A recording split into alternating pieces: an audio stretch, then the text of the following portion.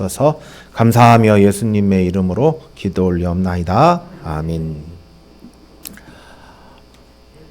사랑하고 존경하는 주서망교회 믿음의 동역자 여러분, 오늘 주일 예배 자리에 함께 하신 여러분들을 주의 이름으로 환영합니다. 한 주간 살아내시니라 얼마나 수고가 많으셨습니까? 가정에서 또 여러 가지 일 때문에, 가족 관계 때문에 마음이 힘들었던 분들도 계실 것입니다. 직장에서 믿음을 지키며 일하는 것이 쉽지 않았던 순간들도 있었을 것입니다. 누군가는 사람들의 관계 속에서 여러 가지 일들 때문에 이렇게 비교하고, 또 비교하니까 우월감이 생기기도 하지만 비교하니까 열등감이 생기기도 하지요. 그런 것 때문에, 혹은 지나친 경쟁 때문에 사람들하고 치열하게 경쟁하다 보면 마음이 쉽게 지치곤 할 줄로 압니다. 그런 마음을 가지고, 지치고 피곤하고 가란 마음을 가지고 오늘 이 예배의 자리에 나오게 된 줄로 아는데요. 하나님께서 오늘 우리를 부르셔서 이 예배를 함께 드리게 하셨습니다. 이 자리는 단순한 모임의 자리가 아니라 하나님의 영광이 임하는 자리입니다. 참 복된 자리이고 은혜의 자리입니다. 사도 바울이 고린도후서 3장 18절에서 우리가 다 수건을 벗은 얼굴로 거울을 보는 것 같이 주의 영광을 보매 그와 같은 형상으로 변화하여 영광에서 영광에 이르니 곧 주의 영으로 말미암음이니라. 아멘. 그러니까 이 예배는 뭐냐면 주의 영광이 임한 자리고, 우리도 주의 영광을 보고 주의 영광의 그 놀라운 능력으로 변화되는 자리인 것입니다. 예배의 자리는요, 그래서 가장 영광스러운 자리입니다. 예배의 자리는요, 주의 임재가, 주의 놀라운 성령의 임재가 가득가득 임하는 자리입니다. 너무너무 귀한 자리에 우리 믿음의 동역자님들 잘 오셨습니다. 오늘은 특별히 저에게 있어서 매우 감격적인 날이 아닐 수 없습니다. 작년 10월 8일에요, 요한복음 설교를 시작했습니다. 10월 8일에 요한복음 설교를 시작했고 지금 마치게 되는 겁니다. 1년여 시간이 있었죠. 물론 중간중간에 제가 절기를 지키기도 하잖아요. 그러면 그 절기에 다른 설교를 하기도 하지만 1년여 시간이 걸렸습니다. 우리가 한번 생각해 보면 이 요한복음은 7가지 표적이 나왔죠. 7가지 표적이 나왔습니다. 물이 변하여 포도주가 되게 하신 것도 나오고요. 나면서부터 소경된 자의 눈을 뜨게 하시는 사건도 나고요. 죽은 나사로를 다시 살리는 사건들도, 그런 표적들도 있었죠. 그래서 주는 그리스도시요 살아계신 하나님의 아들입니다 라는 것을 이 표적들을 통해서 보여주셨습니다. 13장서부터 17장, 18장까지는 예수님의 고별 설교인데요. 예수님이 하늘에 올라가시면서 성령을 통하여 이 땅의 모든 제자들과 함께 하신다는 것을 말씀해 주셨어요. 그리고 예수 그리스도의 십자가의 죽음과 부활로 하나님께 그 모든 영광이 돌려지며 그 구원의 문이 열리며 그 모든 죽음의 죄의 권세, 죽음의 권세가 무너진 것을 우리가 보게 되었던 것이죠. 여러분, 이 말씀은 단순한 기록들이 아닙니다. 우리의 마음을 흔드는 떨림이었고 우리의 삶을 바꾸는 울림이었던 것입니다. 요한복음 마지막 장면에 우리는 서 있습니다. 제자들과 똑같은 질문을 던질 수밖에 없지요. 예수님을 따른다는 것은 이제 무엇이겠습니까? 부활하시고 승천하신 주님, 우린 지금 부활하시고 승천하신 주님이 우리의 삶 가운데 아니 계신 것처럼 보일 수밖에 없는데, 그 주님을 따른다는 것은 도대체 무엇이겠습니까? 오늘 우리가 있는 가정과 직장의 관계 속에서 주님을 따른다는 것은 어떤 모습입니까? 이 질문에 오늘 본문 베드로와 요한 두 제자의 모습을 통해서 제자의 길을 가르쳐주고 있습니다. 그리고 주님도 오늘 우리에게 이렇게 말씀합니다. 너는 나를 따르라. 사랑하는 믿음의 동역자 여러분, 부활하신 예수님께서 베드로를 바라보시면서 첫 번째 던지신 말씀이 있습니다. 요한의 아들 시몬아, 내가 이 사람들보다 나를 더 사랑하느냐? 이 질문의 의도가 뭘까요? 그러니까 다른 제자들이 예수님을 사랑하는 것보다 베드로 너가 나를 더 사랑하느냐? 라고 물으신 것일 텐데 왜 이렇게 질문하고 계신 걸까요? 이거 비교하려는 걸까요? 여러분, 이거 책망하려는 걸까요? 한편에 생각해 볼 것은 이 질문은 베드로의 며칠 전까지의 그 아픈 과거를 생각나게 합니다. 며칠 전에 주님 잡히시기 전날 밤이었습니다. 예수님이 제자들의 발을 하나하나 씻어주셨습니다. 그리고 예수님이 이렇게 말씀하셨습니다.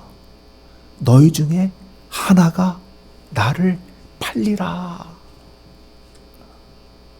그때 베드로가 용감히 이렇게 담대하게 말했습니다. 주를 위하여 내 목숨을 버리겠습니다. 그때 베드로의 마음의 결의는 이것이었을 겁니다. 다른 모든 제자들은 주님을 버릴지라도 나는 안 버릴 겁니다. 나는 결코 주님을 버리지 않을 겁니다. 그러나 그 결과는 무엇이었습니까? 그는 3번이나 주님을 모른다고 부인하고 말았습니다. 불을 쬐던 그곳에서 이렇게 사람들이 물어봅니다. 너도 그 제자 중에 하나가 아니냐? 베드로가 뭐라고 대답했죠?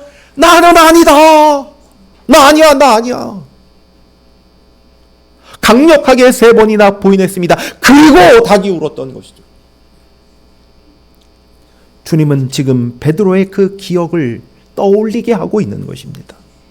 과거의 수치를 들추려고 있는 게 아니라 상처를 직면하게 하시고 다시 기회를 주고 싶은 겁니다.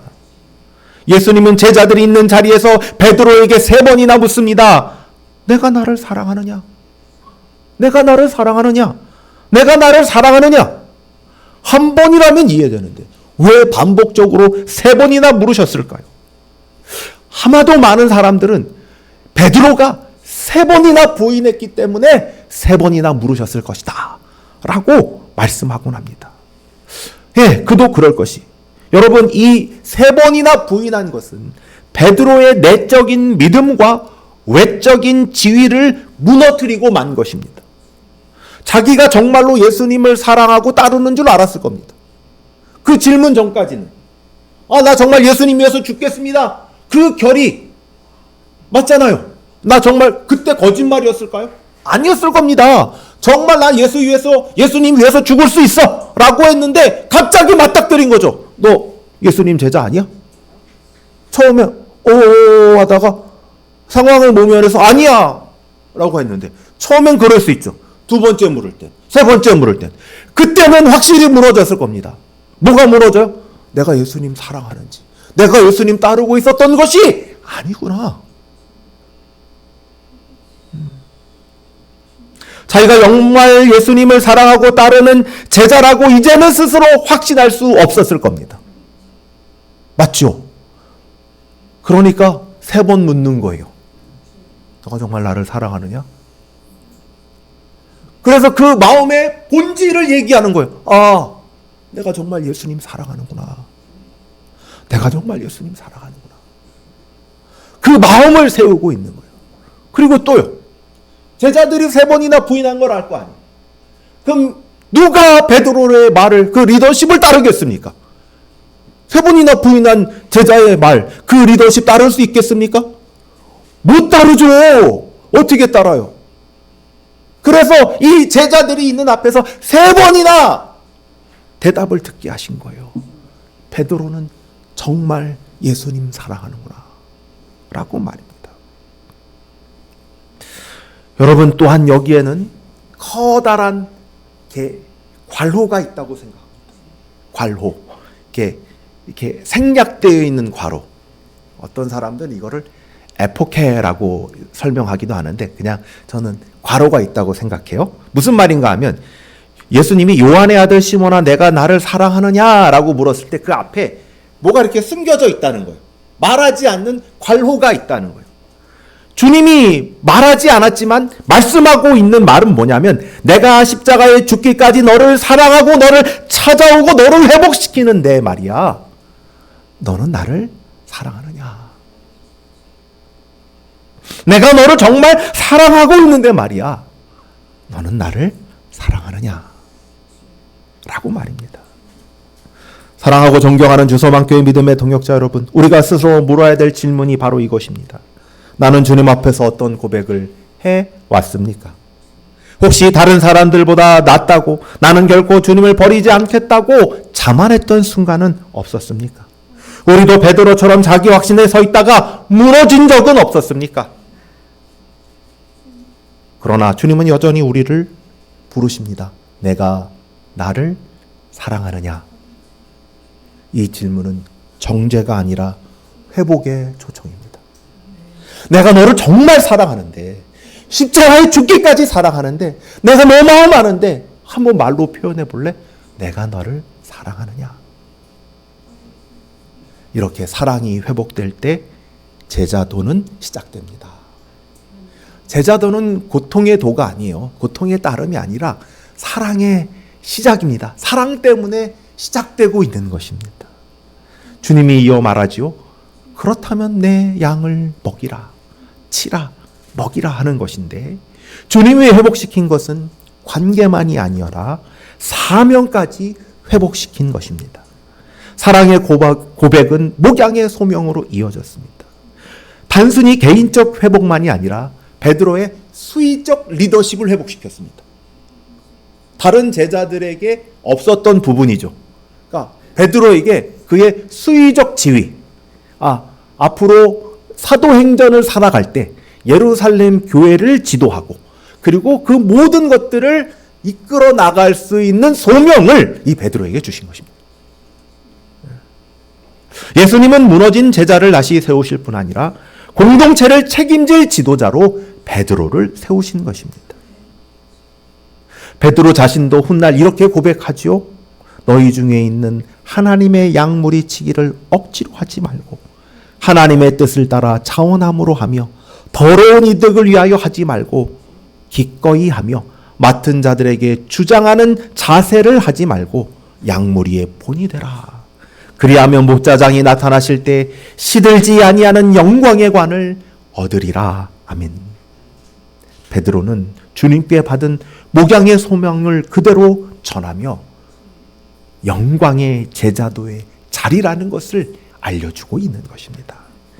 사랑하는 주소만교회 믿음의 동역자 여러분, 주님께서 우리에게 맡기신 교회는 보통의 공동체가 아닙니다. 사도행전 20장 28절처럼 바울 사도의 말처럼 뭐라고요? 주의 피로 주고 사신 교회. 교회는 주의 핏값으로 주고 사신 교회인 것입니다. 그러므로 교회를 섬기고 성도를 돌보는 일은 가장 거룩한 사명이요, 주님을 사랑하는 증거인 것입니다. 예, 사랑하는 믿음의 동역자 여러분, 예수님은 사랑을 3번 고백한 베드로에게 그의 인생의 마지막 말씀을 남겨줍니다. 18절인데 내가 젊어서는 스스로 띠띠고 원하는 곳으로 다녔거니와 늙어서는 내 팔을 벌리리니 남이 내게 띠띠우고 원하지 아니하는 곳으로 데려가리라. 단순히 늙음과 젊음을 대비하거나 내가 하는 것과 남이 하는 것을 대비하는 게 아닙니다. 여기서 팔을 벌리다라는 표현이 있잖아요. 이건 뭘 나타내는 것 같아요? 팔을 벌리는 거. 십자가를 나타내는 거예요.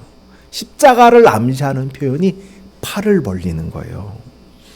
그 다음에 19절에 뭐라고 나오죠? 예, 베드로가 어떠한 죽음으로 하나님께 영광을 돌릴 것임을 가르치심이로라. 그러니까 이 팔을 벌리는 게 19절에 의해서 더욱더 강화가 돼요. 베드로가 순교하겠구나. 그 말씀을 뜻하는 것이구나 라는 것을 알려줍니다. 근데요, 왜 순교가, 왜 죽음이 하나님께 영광이 됩니까? 세상은 죽음을 패배라고 보잖아요. 세상은 죽음을 안 좋아하잖아요. 근데 또 십자가의 죽음이 그냥 보통 죽음입니까? 처형이잖아요. 그 처형이 왜 영광이죠? 여러분, 예수님의 십자가를 생각해 볼까요? 예수님의 십자가는 가장 비극적인 죽음이었지만 동시에 하나님의 영광의 순간이었어요. 하나님의 사랑과 하나님의 의가 드러나는 거죠. 모든 죄는 반드시 죽어야 된다는 하나님의 의와, 예수 그리스도 하나님의 아들, 그 독생하신 예수 그리스도를 대신하여 죽으심으로 모든 사람을 살리는 하나님의 사랑이 드러난 사건, 그게 십자가였고, 여러분, 스데반의 죽음도 한번 생각해 볼까요? 그가 비참하게 돌을 맞아 죽는 순간이었어요. 근데 그때를 어떻게 그리고 있어요? 예수님이요, 그때 앉아 계신 게 아니었어요. 서서 일어나서 기다리고 계셨어요. 곧 부활하신 주님이 서서 스데반을 맞이하는 영광의 순간으로 말씀하고 있습니다. 그러니 베드로의 순교도 마찬가지죠. 전승에 따르면, 전해져 오는 이야기에 따르면 베드로가 이 로마의 박해를 피하여 로마에서 벗어나려고 했대요. 도망하다가 환상 중에 부활하신 주님을 만났다고 합니다. 그때 그 유명한 말씀, 쿼바디오스 도미네, 영화도 있잖아요. 옛날에 아시는 분들은 아실 거예요. 쿼바디오스, 주여 어디로 가십니까? 라는 건데요. 이게 뜻이 어디로 가십니까? 라는 뜻이에요. 쿼바디오스가 어디로 가십니까? 도미네는 주여라는 거거든요. 그러니까 부활하신 주님이 나는 지금 로마를 빠져나오고 있는데 로마로 향하고 있는 거예요. 그러니까 이 베드로가 물어보는 거죠. 주여 어디로 가십니까? 이렇게 대답했답니다. 나는 다시 십자가에 못 박히러 간다. 이 말이 베드로를 돌이키게 했답니다. 주님께서 이미 십자가를 지셨는데 또다시 십자가를 지러 가신다고 했기 때문이죠.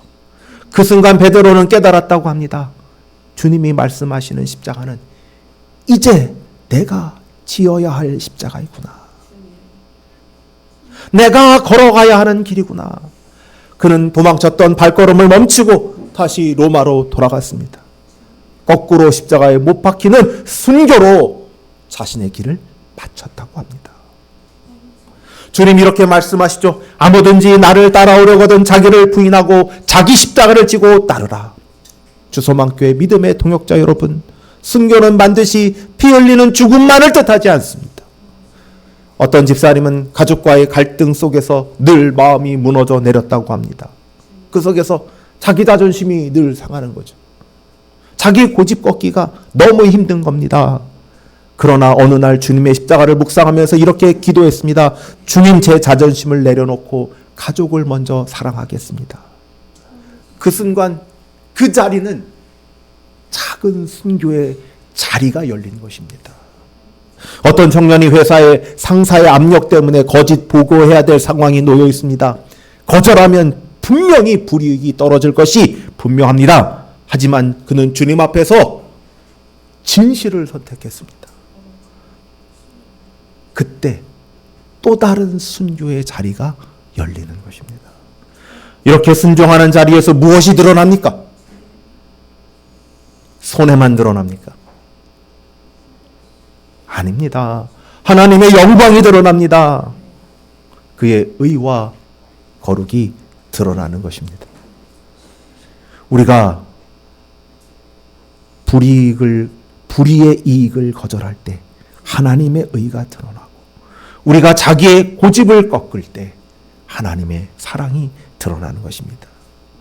그러므로 우리는 다시 물어야 할 것입니다. 나는 나의 십자가를 지고 있는가? 아니면 여전히 원하지 않는 길을 피하고 있지는 않은가? 제자의 길은 결국 순종으로 완성됩니다. 그 길이 좁고 힘들어 보여도 그 길에서 하나님의 의와 거룩함이 드러나고 하나님께 영광을 돌리게 되는 것입니다. 그 다음에 말입니다.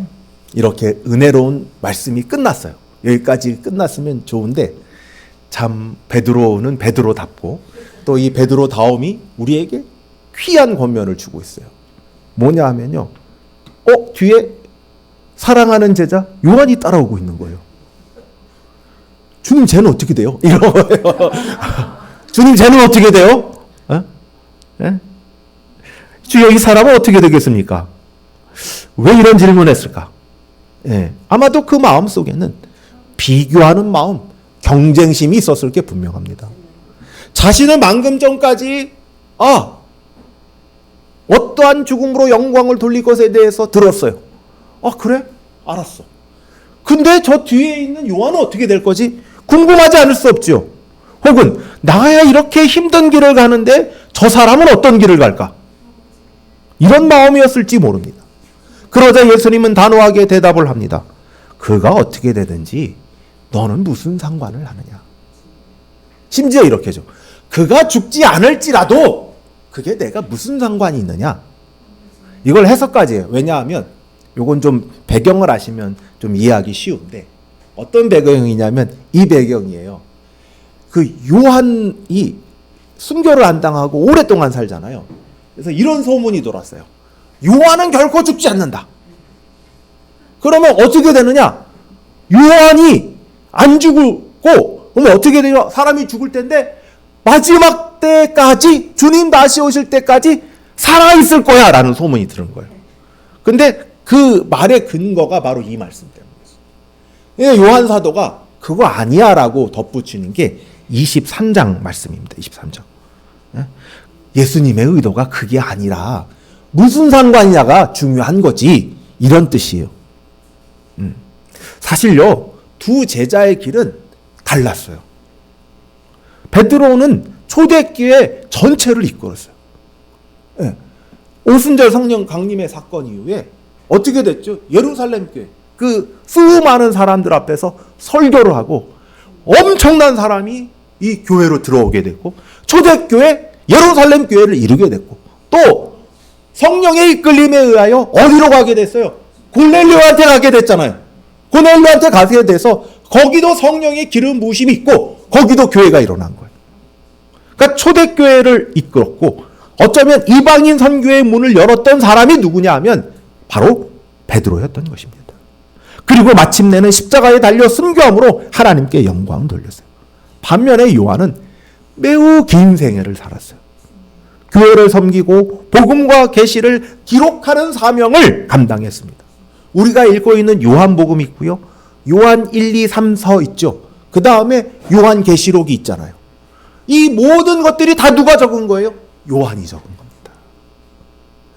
베드로는 목양으로 요한은 증언으로 주님을 따랐지만 두 길 모두 예수님과의 사랑의 관계에서 비롯된 제자도의 길이었던 것입니다.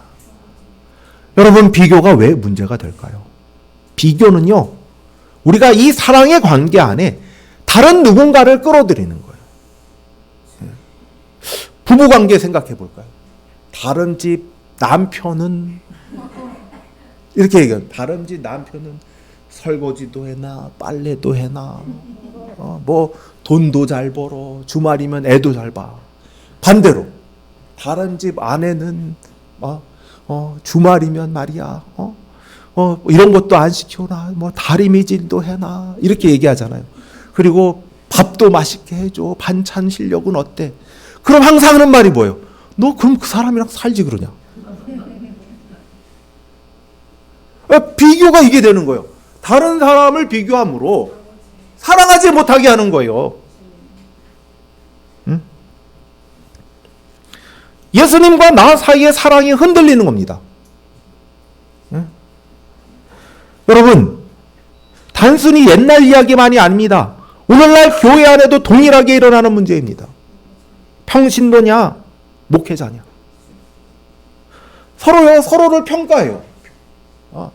평신도를 보는 목사님들이나 전임 사역자들도 교회를 뭘 하냐 어쩌고 하면 또 반대예요. 또 평신도들은 목사님이 세상을 뭘 알아 우리를 뭘 알아 꼭 이렇게 얘기해요. 뿐만 아닙니다. 대형 교회냐 개척 교회냐 누가 더 하나님 앞에 충성하여 성공했느냐 안 했느냐를 따지지 않습니까? 어떤 사역은 높고 어떤 사역은 낮고 이런 문제에 질투와 시기가 들어오게 되면 교회가 분열하고 사역자들은 서로 등을 돌리고 성도들은 실족하고 마는 것입니다. 그때 주님 우리에게 이렇게 얘기하는 거예요. 그게 무슨 상관이냐 너하고. 너 그게 무슨 상관인데. 너는 너의 길을 걸어 라고 말씀하시는 거죠.